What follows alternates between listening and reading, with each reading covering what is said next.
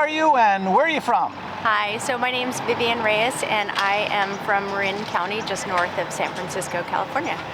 And I'm Sal Iaquinta and I'm also from Marin.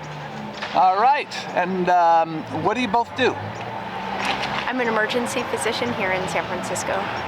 And I'm a surgeon, a neck surgeon. All right, and where are we right now? What park is this? Washington Square Park. All right. So, has the climate changed much since you were younger? I would say yes. I think that what we're seeing is greater fluctuations in the differences in temperature, and you're just seeing more, catastrophic, or like you would see more hurricanes or typhoons, things like that. What do you think? I think it's hard to answer on a local level, just because I lived in Wisconsin, lived here, moved around, and all that. But when you're looking more at kind of the big global picture, you can definitely see how changes are happening, or even like going back to where I grew up and seeing how the lakes have changed, things like that. Great Lakes. Yeah, I mean there's a zillion lakes in Wisconsin, but yeah, you see how they changed, and so yeah, it's changing. And then on an everyday basis, do you worry about climate? And on a scale of 1 to 10, 10 being the most worried, where do you put yourself?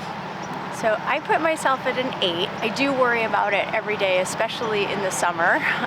We live in an area that is heavily wooded, and as many know, there's a lot of wildfires. So during the fire season, I'm particularly worried. And even when we, like in rainy season or in the winter, now it's been raining a bunch. So I think, oh my gosh, that means there's going to be all this tree growth, and it means that our fire season's going to be worse. So I would say I'm an 8, and I do think about it almost every day. Wow. How about yourself? I'd put myself at a 6, but I am, aware of that for the same reasons. But I don't know, I think it's my nature to try to not worry too much about things I can't control. I see. And then what about the future? Are you optimistic or pessimistic, and is there anything we can do about it? I am very pessimistic. I think, we're from the Bay Area, and there's a lot of attention to climate and trying to preserve the planet, and we also travel a lot, and so I see that we are a microcosm here in the Bay Area, and even we're a little hypocritical because we fly everywhere and we use a lot of natural gas and fossil fuels. So but I look outside of our country, and especially outside of our little bubble here in the Bay Area, and so much needs to happen to prevent what I think will happen in the future to our planet. So what's going to happen in the future? I think that global warming will continue. I think that we'll have more extremes of temperature, which we're starting to see now, and I think that we'll start seeing more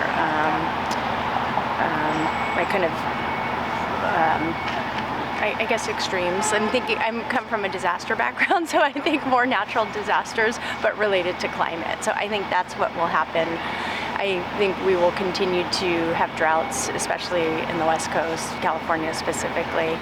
And I think that, again, we'll start getting hotter in some areas and colder in other areas. And I think that we're going to have a change in the way we live in the future. And we're not going to do it. Maybe as we get closer and we're looking at it in the face, maybe people will change, but not right now. I don't think that there's an appetite to really change.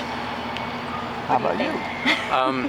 Well, I don't, it's kind of a broad question, so the first thing I think is like, okay, well, if you're asking that, am I optimistic we can somehow rein it in or control it? And the answer is going to be no, but I'm also, we're not going to die out. We're going to figure out either that we have to live in different locations, or that we'll be, desalinating the ocean.